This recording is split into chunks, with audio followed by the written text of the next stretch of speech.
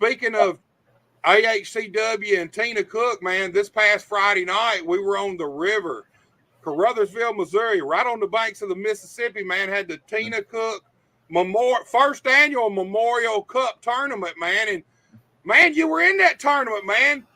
Let's talk about the tournament because, man, you kind of breezed through that first round, and then that's where we kind of get into, did the Reaper take over too much? I mean, obviously, all night long, all we got at AHCW was the Reaper anyway. But, man, you were on your way to that second victory, and then boom, man, you blowed the mist all over Tommy Toogood. And when I say all over him, I mean he was pretty much black or purple from head to toe, face, chest, everything.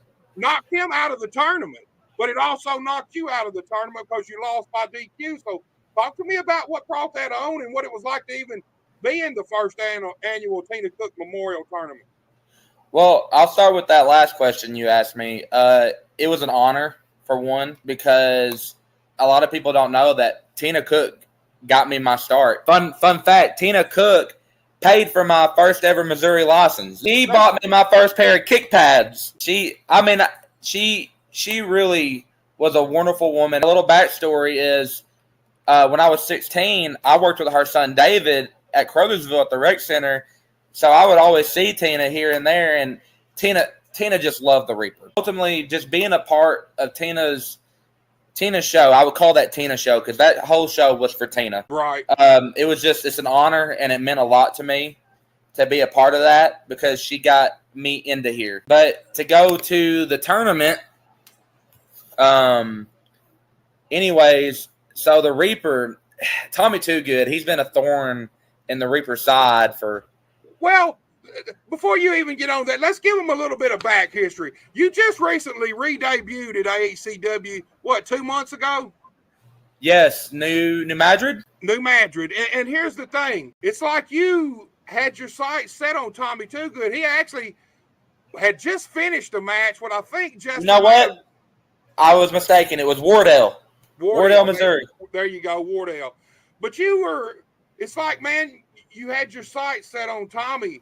Like I said, he had just finished a match. I want to say maybe with Justin main event, a hard-fought victory, and then boom, you hit the ring, and you came right after Tommy. Is there some kind of personal issue with you two guys? You know, man, me and Reaper, we share the same body, the same mind, but he has a whole different mindset of how he likes to handle things. The Reaper likes to just come out and hurt anybody, and he sees Tommy as the shining star of American Hostile. He is the golden boy. The people love him, and the Reaper wants to just dismantle him, man. He just wants to hurt him, and that ultimately leads to Crothersville. He was hurt. Trending Trent Daniels hurt his leg. And the Reaper, he's smart. He's very vindictive and conniving. He saw that leg injury and he went right after it. But then he just got he snapped. And then he's like, I'm going to spit the devil's blood all over his face and burn his eyes. Man, and I'll say this, and I see people spit the mist on the big time and all over the place. I don't think I've ever seen anybody get covered in mist the way Tommy Toogood was covered in mist. I'm talking, he was hit from his forehead to his waist. He was pretty much completely black with the mist, man. Yeah. It knocked him out of the tournament. He couldn't go on because he actually advanced because you were DQ'd, but he couldn't go on and go any further in the tournament because he couldn't see. They ended up having to take Tommy Toogood to the hospital, get his eyes washed out. Yeah, that devil's blood is no joke, man. I'm telling you, the Reaper, he's a force to be reckoned with.